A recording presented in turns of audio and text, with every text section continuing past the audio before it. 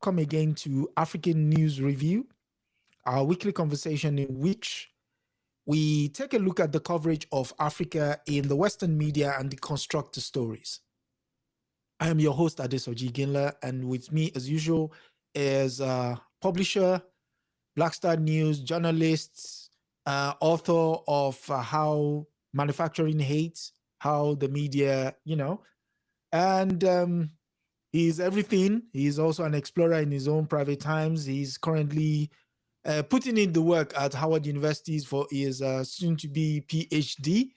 And he's none other than our esteemed guest, Comrade Milton Allimadi. Welcome. Asante Sanandu. Thank you. Yes, it's been a very eventful week in the Western press. And for our first story, we go to Financial Times, in which we learn that Belgium has been found guilty of crimes against humanity. And the story goes, Belgium found guilty of crimes against humanity in Congo. Ruling overturns previous judgment and sets a precedent for the victims of colonial rule.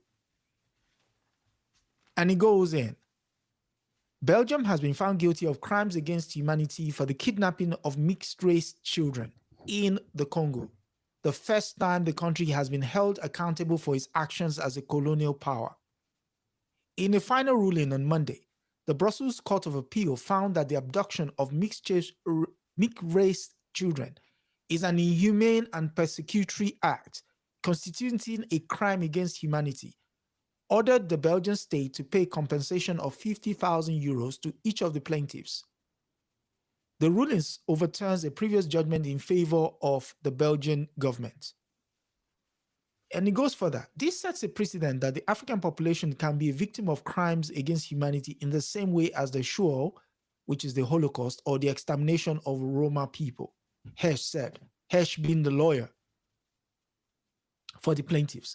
5 women burned to Congolese mothers and Belgian fathers in the former colony before it became independent in 1960 had sued the Belgian state. They had been taken away from their families in what is now the Democratic Republic of Congo and placed in religious institutions where they're subject to abuse. The court said the plaintiffs have been taken from their respective mothers without their consent before the age of 7 by the Belgian state in execution of a systematic plan to search and adopt children born to Black mothers and a white father. Yes, sir. Okay, so obviously this, it's not so much the story itself, but it's, as the lawyer also pointed out, the precedent that it now establishes. Correct. Which is much more important, which is in fact that colonialism and the actions that attended colonialism in order to sustain it, crimes against humanity. So this is very serious, this decision. And of course, it's about time and it's very welcome. The 50,000 euros or whatever pound, that amount, it's insignificant, really, compared to the magnitude of the crime itself. Okay. That's one part. I think they should each get a minimum of 1 million with additional annual payments. And obviously, I can tell why that was not going to happen. Because there's an estimated other 20,000 of correct such victims. So it would bankrupt the Belgian state. So that is why they're establishing it at 50,000. I still think they should be able to establish a mechanism. Whether they get 50,000 now, they should still have a stream of payments for the rest of their life. And so that would you extend the same courtesy to the other 50,000? I'm sorry? Would you extend the same courtesy of one of the first payment? It's a right. It's a right. Okay. That's now been established by the court. And I guarantee you that lawyer's email is now been completely flooded with additional requests, to and take the case forward. and I can already see Congolese lawyers going around all over the country to get other survivors, other victims. So this is only the beginning. That's number one. Number two, obviously, it also now raises questions for because obviously that was not the only Belgian colony, right? Correct. What about the ones in what was Rwanda, Urundi? Yes. Rwanda and Burundi. That's number two. Number three, what about the other European powers who also colonized Africa? Yeah. And whose soldiers or whose officials also had the same conduct. They fathered children and abandoned the children. So that's going to be the next stories to follow. Okay. And then the third part, of course, is now that you've acknowledged that colonialism is a crime against humanity, what about the other victims of colonialism? The millions of Africans who are victims of colonial conquest, colonial destruction, colonial domination. It's very difficult for you to make the argument that we are only going to compensate the children whose fathers were European. Because now you're creating another hierarchy of special victims, because they were the offspring of European men, whether African it's by mothers. forced, relations, rapes. You're going to compensate them, but you're not going to compensate millions of other Africans who suffered as a result of colonialism, whose land stolen, displaced, land was seized from them. They were forced to become to sell servants their on their labor own land. for wages. Yeah. Otherwise, they would be physically punished or locked up. Their culture destroyed. Their spirituality destroyed. So now you have to take a true colonial accounting. You cannot do a partial accounting and say we are only going to compensate these particular victims. The rest who suffered different aspects, you can't say that it was only the crime of forced sex that we are going to recognize as a colonial crime. All other crimes falls under should not be recognized. Yeah. So I'll be very interested to see how this process evolves in the many months and years ahead. This is only the beginning, is what I can say. So one more question on that account. It says they were placed in religious institutions. And I know the religious institution that played a key role in the Congo at that time was the Catholic Church. Would it also be right for these victims, now that they've won against the states, to go against the religious institutions? I'm willing to bet you that this lawyer Hirsch has already started that process. Okay. I cannot imagine a person like me who is not even a lawyer just thinking that that's what I would do, and a person who's actually already won one aspect of this case has already not done that and has been in the process of doing that already. I would be shocked if that were not the case. So that's what I'm saying. We're going to hear a lot more emanating from this ruling, which, by the way, was an appeal. The initial decision was against these victims. Against the women. It went on appeal, and then the appeal reversed that the earlier decision. Yeah. So, of course, imperialism, colonialism was fighting until the very end, until this decision came forward. I mean, I would just add some historical pointers. The entire abduction of children started in 1948 and lasted up till 1960. The rule then was there should be no relations between Africans and the Belgians. Where that were to happen, the kids were allowed to be nursed up till the ages of 6 and 7 and then taken.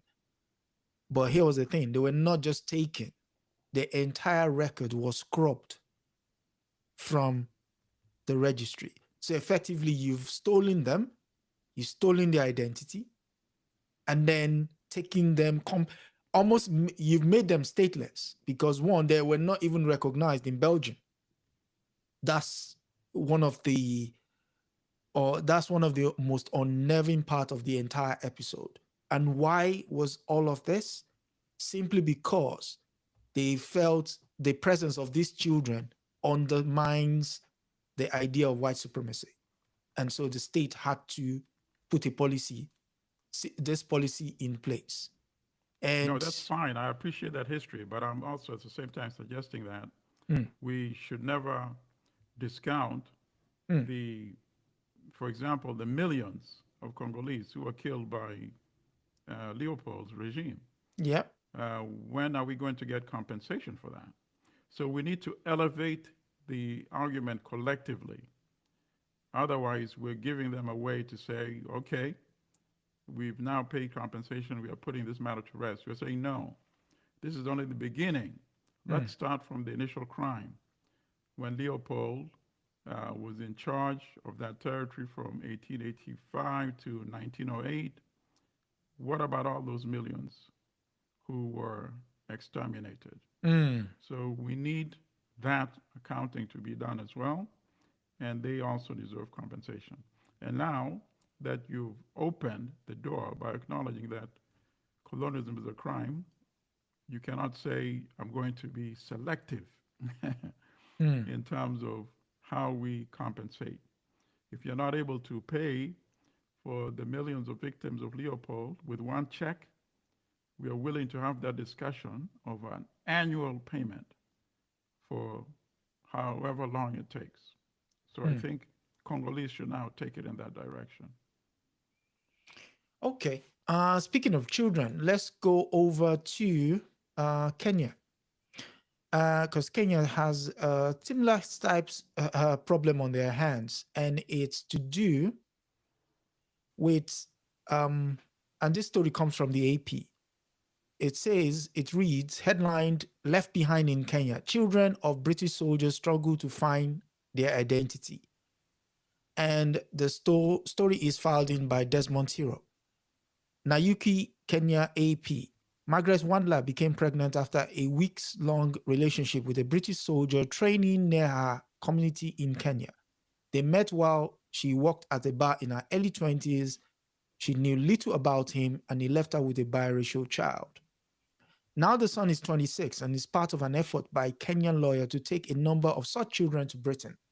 The goal is to confront authorities over hundreds of such cases reported over the years to find the fathers and seek their support. The country's $44 million defense cooperation agreement was renewed in 2021, 3 years ago. It allowed up to 10,000 British forces to train for 8 weeks in Kenya every year. Kenya's biracial children are part of a broader concern about the British mission, notably the persistent allegation of rape of local girls and women. There's another part here.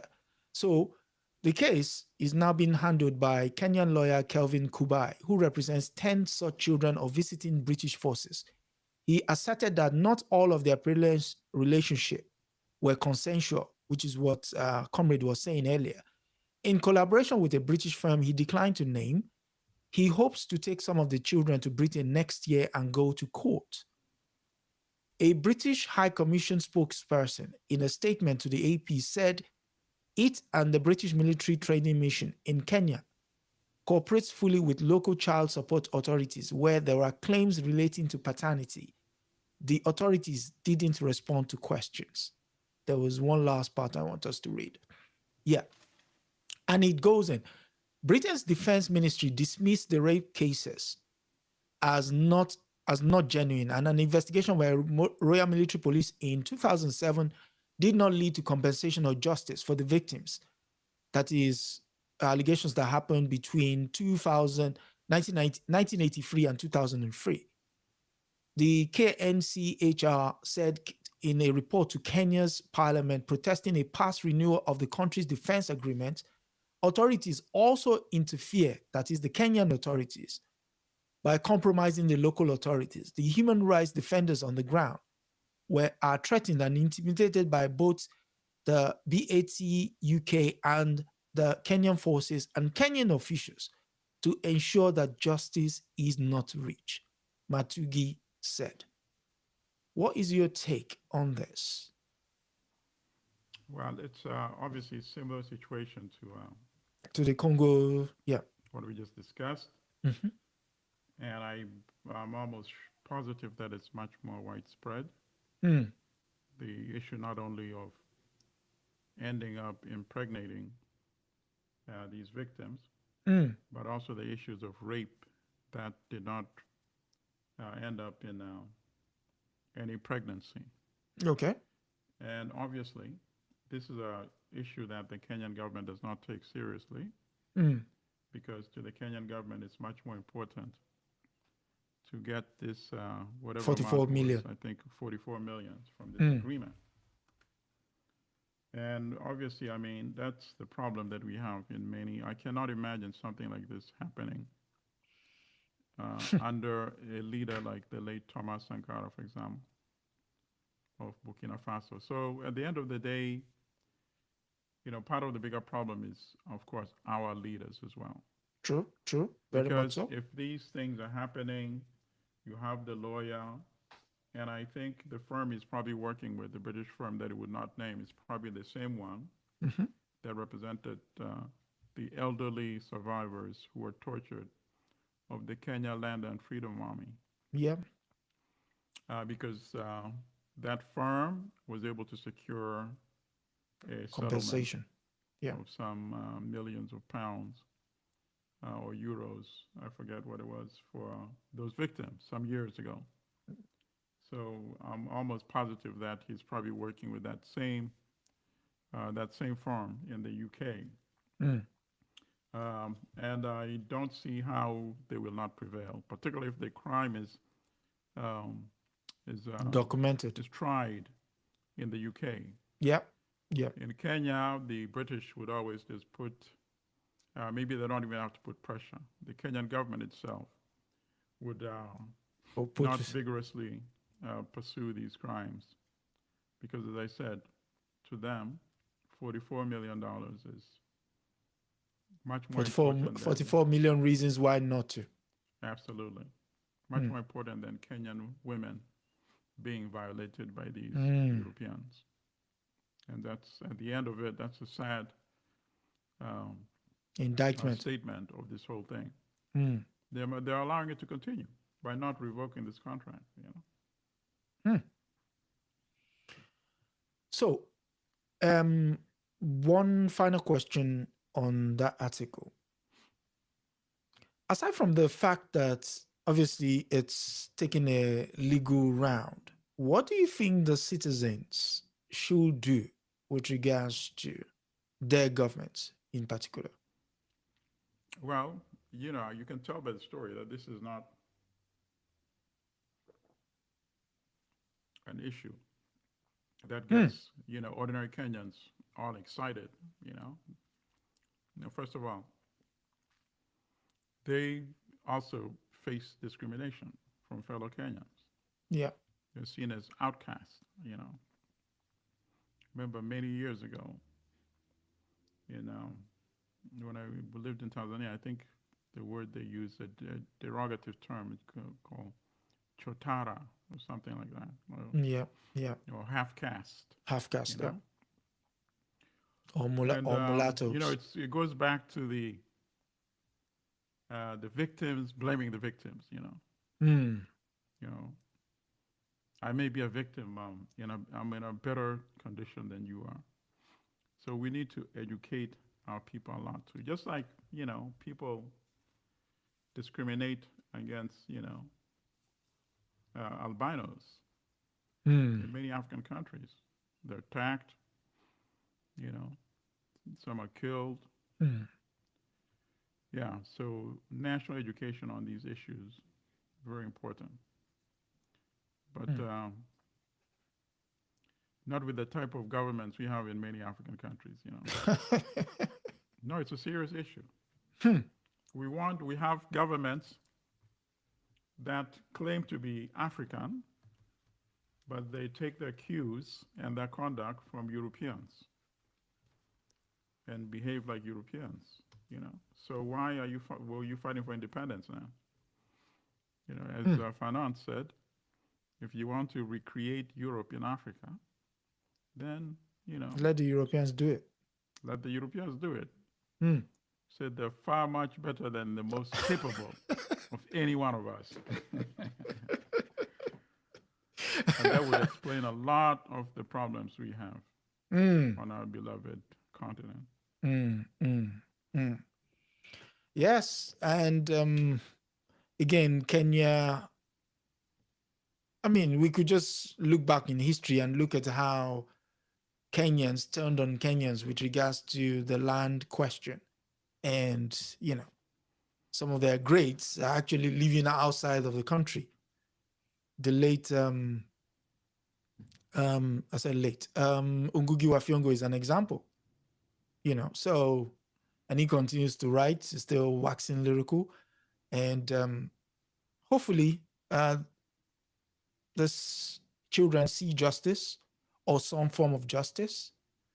In some cases, all they want is recognition of their humanity, and not even money. No, that's not enough. They need to go beyond that because it's very similar to what happened in South Africa, right? Yeah. So you have European imperialism. You come there, you conduct ethnic cleansing, you steal people's land, you steal their property, you steal their livestock, Mm. and you impoverish them. So now they're forced to sell their wages for you. At you Rock set bottom the wage prices. rate yourself, Yeah. correct?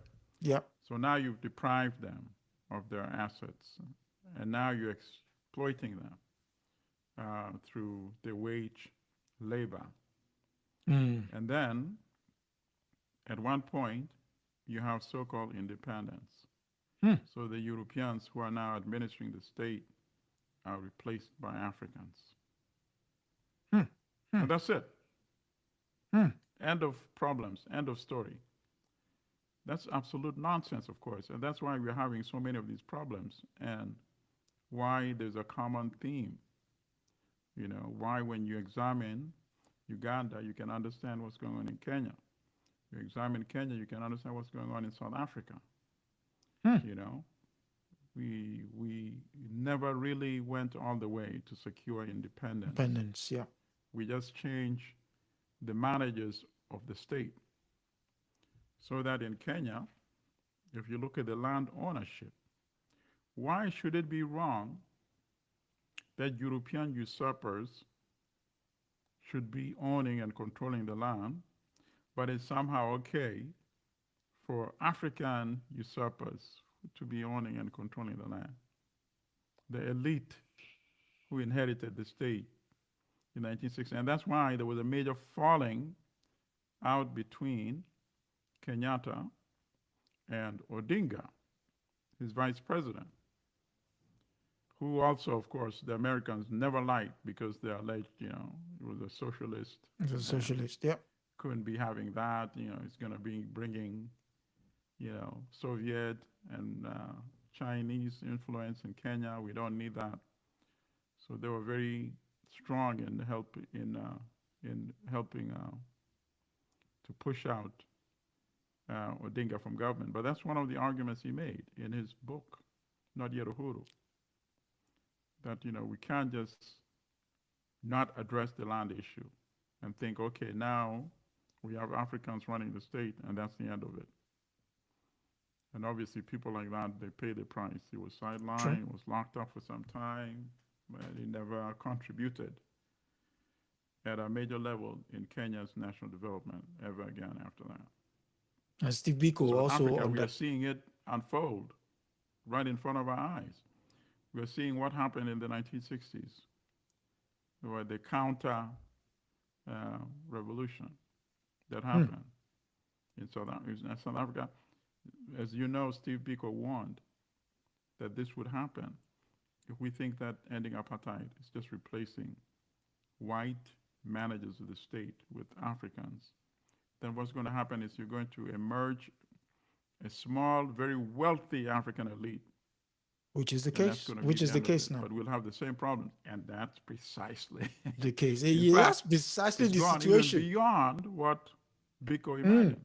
Yeah. Now we have an alliance of the so-called Liberation Party with the remnants of the Apartheid party, forming a government of national unity. So the ANC, given the choices, did not say, okay, we'll go with the oppressor. No matter how much enmity we have with Zuma, no matter how much difference we have with EFF, Malema, let's bring these Africans into government so we can have a government for national unity and continue pro-Africa policies. No. Nobody put a part of a gun to their head. They went and formed an alliance, a government with the Democratic Alliance, the European South African Party. So I'm telling you, we are seeing interesting things unfolding. Yes, we've come to the halfway point at which we have to ask if you find value in what you're watching, do hit the like button, subscribe. We're on our way to getting to the 1,000 mark. In fact, we need only 15 new subscribers to get to 1,000. So if you're new here and you find value, hit the subscriber button. Yes, thank you for that. And now for going back to Southern Africa, that is. We go for our next story with the record-breaking story comes from the BBC, and it's titled "From Freedom Fighter to Namibia's First Female President," and it's nicknamed Triple N. Netumo Nandi Noatwa has made history by being the first Namibian female president. The 72-year-old won more than 57% of the vote, with her closest rival, Peduleni Itula, getting 26%, according to the Electoral Commission. However, it is just the latest episode in a life packed with striking events. Nandi Twada has fought against occupying powers, fled into exile, and established herself as one of the most prominent women in Namibian politics. However, her opponent has rejected the victory. He said the election was deeply flawed, following logistical problems and a 3-day extension to polling in some parts of the country. His Independent Patriots for Change, IPC, party said it will challenge the results in the court. Nandi Itwala had been a loyal member of the governing party SWAPO since she was a teenager and pledged to lead Namibia's economic transformation. There's a part here I highlighted for you, which is, so it goes into the story of how she became president from age of 14, how she got involved, her political career. But there's a key part of the rewriting of history here. Then in 1988, 14 years after Nandi Nada fled the country, South Africa finally agreed to Namibia's independence. Over to you. Okay. So, comrade. Yes. I was waiting for you to say that because I don't know if you can read this. Go on. Give me a second. And I can wrote see. and I underlined, South Africa finally agreed to Namibia's independence. And then I wrote exclamation mark crazy with exclamation mark next to it. The same thing happened here. If you can see, can you see? It's start. Can you see that? Sometimes these European media are like comedians, man. South Africa agreed to Namibia. And that whitewashes and disappears. Thank you very much. Go on, pray tell. Cuba. It disappears the humiliating defeat of the apartheid South African army. Thank you. In Namibia. But that is why we have this conversation, you know? Yeah. And that is why we always stress to our younger generation, you must know your African history. True. You must know your African history. You must know that, which is actually a total shame when you look at the xenophobia, anti-Africa, anti-Black xenophobia in South Africa today. You know, South Africa today, obviously, is not fully independent, but it's not fully apartheid either. What exists? It's a hybrid. 1990, correct? Yeah. And that was accomplished because from the minute that Ghana won its independence, Nkrumah said, our independence is meaningless. Meaningless. Could you repeat that line, please? Ghana's independence is meaningless without the total liberation of Africa. So Nkrumah and many, many other African leaders, even the reactionary ones, except, of course, people like Kamuzu Banda, who are complete lost causes. Oh, of course. No, you know, contributed their intellectual and material resources to the liberation of Southern Africa. They sent money, they provided training for the guerrilla fighters, bases, and many of them, the neighboring countries, lost many of their citizens because South Africa would launch bombing campaigns. South Africa and Rhodesia, you know, these are, you know, European apartheid states in Africa, armed by the West. So without the sacrifice of the rest of the African continent, apartheid would have continued much longer. So it's really distressing and shameful to see the So they didn't agree. Anti-Africa xenophobia in South Africa. And South Africa and Namibia would not have secured their independence when they did, had it not been for the sacrifice of Cuba. Cuba, with thousands of soldiers overwhelmingly defeated, helped Angola and SWAPO and the ANC Umkhonto we Sizwe defeat the South African apartheid, the mighty army, which had intimidated, by the way, and this is also another statement, and I want young people to not be intimidated by your governments. You know, we have many of these authoritarian dictators. They're actually cowards at the end of the day. And why do I say that? They help prolong apartheid by not engaging the South African military. Because they always heard, oh, you know, this mighty South African army comparable to European militaries. They do joint exercise with Israel, which is all true. Cuba, tiny country, even today, Cuba's population is probably less than 15 million,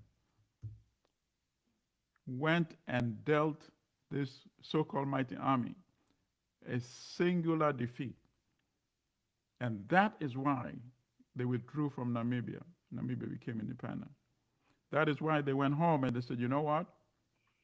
This Castro guy is crazy. He could follow us back home. Thank you very much. to South Africa. And that would not be nice. So let's release this old man. They released Mandela, 1990, 3 years after the defeat at Kwitokwanaba. And, of course, 1994, he became President of South Africa. Obviously, he was a very senior citizen by that time. He has left the rest of the liberation struggle to the younger generation. And that is why we implore them to continue. In terms of the election of Netumbo Ndaitwa, of course, is welcome because that sends a good message to young girls that anything is possible throughout Africa. We had leaders like Thomas Sankara, who was very good in recognizing the power of women and value of the women of Africa. He did call them the mothers of revolution. He fully embraced them in the struggle to transform Burkina Faso. This has not been sufficiently done in many African countries where the power, the potential of women and girls even are still undervalued and underutilized. So that's how we should see this election. Yes. Namibia actually became independent March 21st, 1990. Yes, March 21st, 1990. I still remember. There's another part about the Namibian question that I think it's often overlooked. Again, part of the whitewashing is the grave injustice that was done to the Namibians, the Hereros and the Namas. Of course. Which is one of the reasons why the land question rears its head in that region, the southern part of Africa. I mean, we'll come into it when we take some other stories, but I just want to quickly underscore that point. The next story comes from just north of Namibia, and it's Angola, and it's from Uncle Joe, who goes to, he's been in Angola recently, and this is one story that jumped out at me with regards to his travel. He says, in Angola, Biden wants that slavery history should not be erased. In becoming the first American leader to visit Angola, President Biden said it was important not to forget the ugly legacy that originally defined our relations with Africa. And the story is filed in by Zolan Cannon-Youngs and Peter Berker. When American president visits another country, they typically like to highlight the positive history they share. But as the first leader of the United States to visit Angola, President Biden opted instead to focus on the most bitter chapter that connects the United States and this giant Southern African nation. At the National Museum of Slavery in the capital, Luanda, Mr. Biden recalls a speech. The Biden's decision to emphasize the connection served not only as a nod to the wound inflicted on the generations of Africans, but also as a statement of principle in the contemporary debate underway in his home country about how to teach and remember history, at a time when some Republicans have sought to limit instruction about slavery and other shameful chapters of American history. Mr. Biden argued for confronting the past. He says, and I quote, "I have learned that while history can be hidden, it cannot and should not be erased," close quote. The president told an audience at the museum when he was joined by several Black Americans whose descendants were enslaved in, I think he meant ancestors, not descendants, in Angola and trafficked across the Atlantic Ocean. It should be faced. It is our duty to face our history, the good, the bad, and the ugly, the whole fruit, and that is what great nations do. Your initial assessment, there's a part there I want to also go into. All right. So there's not a debate, so that word is totally misplaced, They're reactionaries, right? Yep. Who pander to base elements, revisionist history. They provoke or invoke racism right? Yep. The deniers, right? Mm-hmm. So it's not when you say a debate, it makes it look as if it's a contentious issue. Was there enslavement? Of course, there was enslavement. Was that also a crime against humanity? Of course, the answer is yes. Yep. Would it be acceptable if the enslavers were Africans and the Europeans were the ones working on the plantation and being raped and being whipped, being killed, being forced to renounce their spirituality, their languages, their culture, being sold on the auction block? And then at the end, you said, oh, by the way, you learned some skills as a result of that. Oh, God. So that whole issue can be destroyed very quickly in 1 minute, as I just attempted to do. No European would accept to reverse those roles. So that should be sufficient to answer and say there was no such thing, there's no such thing as a debate about this. But here is the other thing. Go on. Rodney said the system always finds answers, A way. right? Yeah. Yeah. So in terms of in Africa, you kick the Europeans out of the political leadership. So what? The Europeans found answers. They co-opted and installed and sustained in power people with African bodies but with European minds. Minds, yeah. That was the system finding answers. So now you find here you also have the system finding answers. There's a lot of people are economically stressed out. So what do? The system, which are the beneficiaries, right, of exploitation, the wealthiest elite in this country, they promote intra-conflict between the victims, right? Yeah. So even impoverished Europeans, same victims of the elite, can now somehow feel they're in a better position by demonizing African descendants in this country.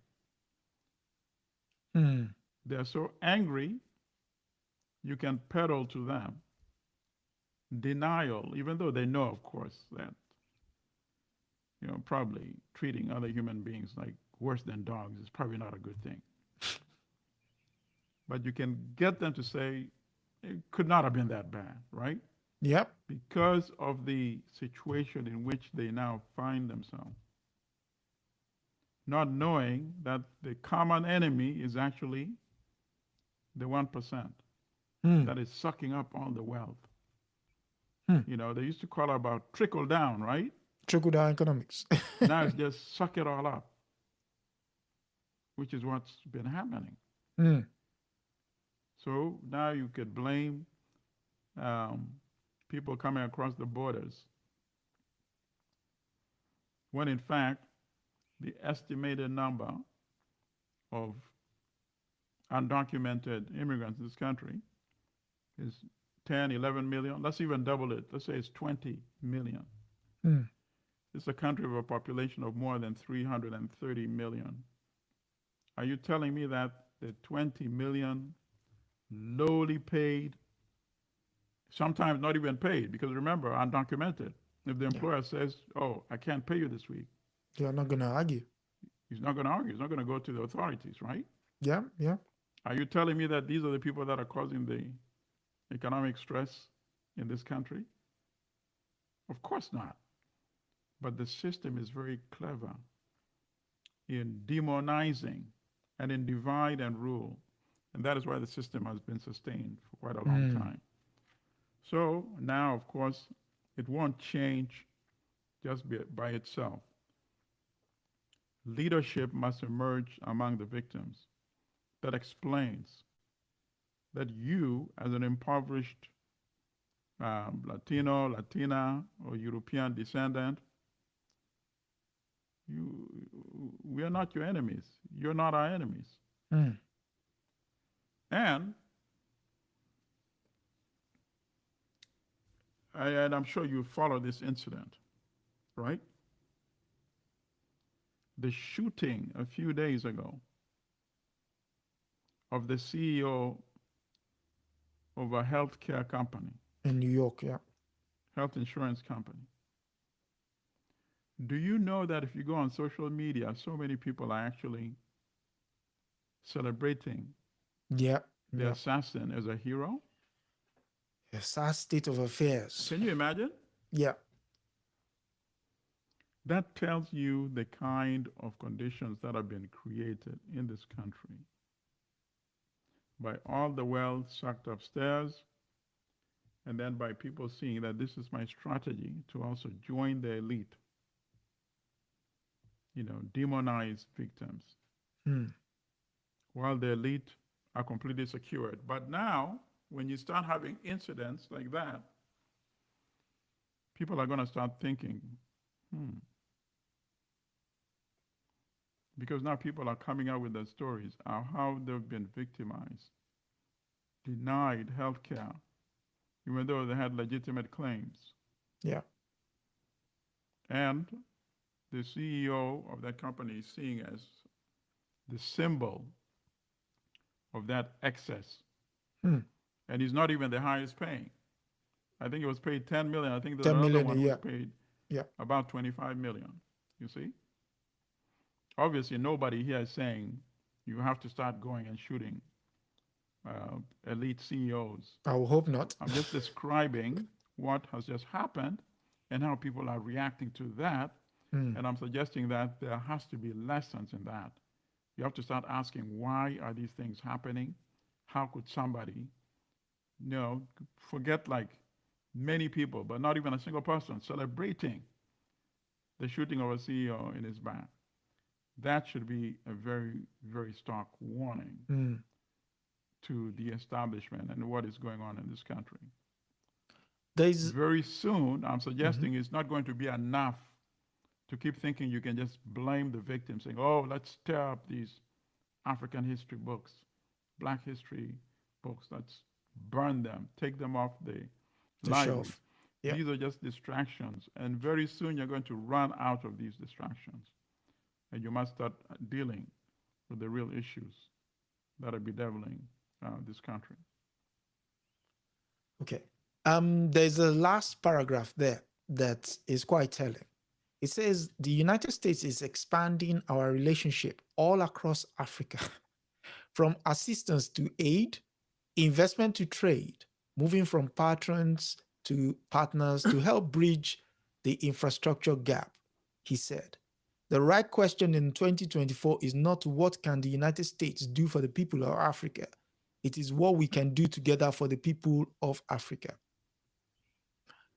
What's your take there? Because I'm looking at that statement through a historical lens, but I'll defer to you first. Well, I can make it much easier without even going very far in history. The West will not industrialize Africa or assist in the industrialization of Africa. Yep. China will not do it either. But we can make them do it, and we're not doing that. Why would Biden or any US president want Angola to become industrialized, or any African country, and deprive US manufacturers the market for their products? Just ask yourself that. Any African listening to this. It's suicidal. This is a capitalist country. His job is to go and open markets for US producers. Right? The job of his Commerce Secretary, right? Yep. The job of his entire administration when it comes to foreign policy, right? Yep. So that is why They're investing in the rail so that they can continue to extract unprocessed, what they call raw materials. And they call it raw to make it sound as if it's not valuable. And we also accept and we use that term, you see. They should be referring it to as valuable minerals, not raw materials. Because without the valuable minerals, the industrialized countries will not be able to produce the valuable manufactured products, you see? So it starts from the mind. That's where it should start. Okay. But go on. Collectively, not individually, African country can say, okay, you need the lithium, you need cobalt, you need copper. Which one of you is willing to pay cash and pay with technology as well? Which one of you is going to give me X million dollars for this quantity and 5 factories? And one of them will start offering it. And the other might say, oh, no. Why 5? Make it 10. 10 factories, right? You know, our women, who are the backbone of African economies. Yeah. Because the informal sector is so large. True. Go to any African country. I don't know what you call it. In my tongue, we call it souk. In my place, we call it oja. Yeah, markets. You see? Yeah. Yeah, I think in Kiswahili, I think it's souk as well. And they're there bargaining and negotiating. And always getting the best deal that they can. Right? Yeah. And they're good at it. But we have these, in many cases, unfortunately, not even representative leaders, people who just seize power. So when you seize power, you don't have the incentive to even do the right thing. To do anything. Why should you see? So we will have to make the cost of being a president in an African country. You have to make it very expensive, very tough, very hard for them to not just come, they can think and they can just sit there. You know, that's why I'm always denouncing, dictators like Museveni in power for 38 years. When he came there, he said all these African rulers are useless. They stay too long in power. He said that 38 years ago, number one. Number two, they cannot even produce a needle. 38 years later, he has not been able to produce a needle in Uganda. You know the worst part about what you just said now? He wrote a book. I've forgotten the title of the book. But what is Africa's problem? Yeah, what is Africa? Thank you very much. What is Africa's problem? You are the problem. Yeah. The title of the book is What is Africa's Problem? The first chapter is in the opening paragraph. The problem with Africa is that leaders stay too long. Yeah. So when he was challenged later on, he said, no, I meant to say stay too long without being elected. Oh, man, these characters are just, So I was going to give a historical context to Angola with regards to when he said partnership and not patrons, assistance and assistance and not aid and not assistance. You remember? Only one word, UNITA. Yep. You literally tried to destroy that country, Angola. And destroyed Mozambique completely. And destroyed Mozambique. With Renamo.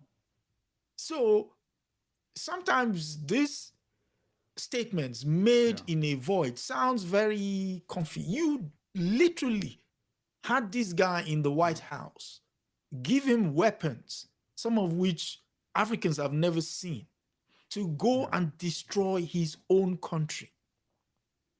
That's Yeah, all I want to say with regards yeah. to. At the same time, as I said much earlier, Mm, imperialism has no incentive to change what benefits imperialism. true. It is up to you, the victims, Mm, to change that. It is up to us to change rulers who cannot deliver or are not prepared to deliver or are not constituted sufficiently to be able to deliver. mm. Otherwise, we are as much to blame as well. Can't just be sitting there condemning imperialism when imperialism is doing the job of imperialism. Hmm. You know, There you can is condemn a thief, but a thief will continue stealing because that stealing, is what the exactly, thief does. You until know, you get proactive. absolutely.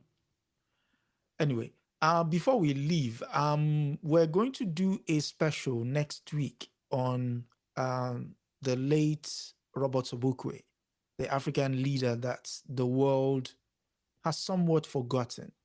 That it's interesting. We spoke about South Africa earlier and about all the trajectory that happened around the Southern African region. This man was the brain behind most of those liberation struggles. And he was articulate about it to the point where when he wanted to make a point, he never quite raised his voice. So we're going to do a special on Sobukwe next week. But the reason why I bring him up is today, Friday being December 5, he would have been 100 years old, Robert Sobukwe. Would you like to Right. say something about him? Well, of course, he was very staunch Pan-African. He believed in a United States of Africa. Mm, Um, in preparation for our discussion next week, I suggest people go and read his 1955 speech at the launching of the Pan-Africanist Congress. It's a remarkable speech. I'm very saddened that apartheid was able to destroy him.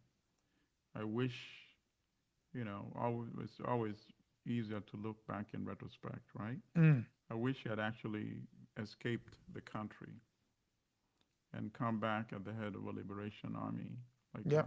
Samora Machel, like Agostino Neto, like Amilcar Ameka Cabral, Cabral. Yeah. like Robert Mugabe, Mm. Joshua Nkomo, Kene Kamunda. Absolutely. He would have led very effectively a Mm. liberation army from exile. They destroyed him in prison. They probably poisoned him because there's one time where it's reported that he found crushed glass in his food. And what about the times he was not aware of it? Mm. So who really knows what killed him? They said he died of, cancer. Cancer. Cancer can be induced in many ways. So that Mm. was a severe blow to the liberation struggle, just like a severe blow was the murder of Steve Biko, Biko. with whom he had met. Even though they were barred, they were able to meet secretly Mm-hmm. to discuss how to forge a unified front, which is what Biko was tirelessly working for as well. Mm. Mm. And for me, the worst part is having now come away from apartheid, he's basically been written out of history. Yeah. That's the sad part. So Yeah, because he insisted on African leadership for the Pan-Africanist Congress. And anyone who accepts African leadership was welcome to be a part of the Pan-Africanist Congress as well. mm, mm, And that did not sit well with the global establishment. They felt he was asserting that aspect of Africa very well. agency, yeah. But he Who are was you to have not agency? against any quote unquote non African because he said at the end of the day, there's only the human race. European South Africans were part of that same human race, he said. It's a remarkable speech.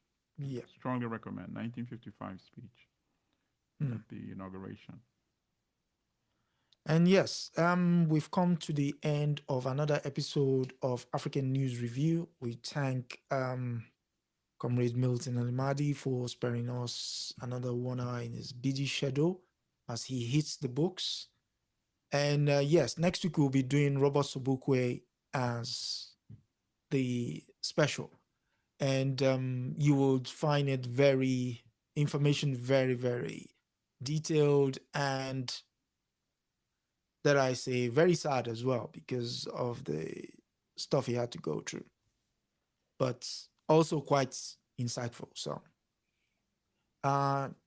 your last thoughts? La luta continua. And as we say, victory asceta, and thank you all for coming. Again, please do like, share, and subscribe. We're trying to get to 1,000 subscribers, and can you believe we just have 15 to go? So hit the subscriber button, and thank you for coming. Thank you for listening. And once again, it's good night for now. Odigbakono. And thank you for coming through.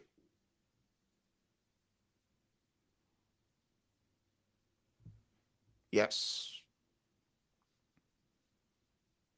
Ah, wow. 100%. Ah, so I can go.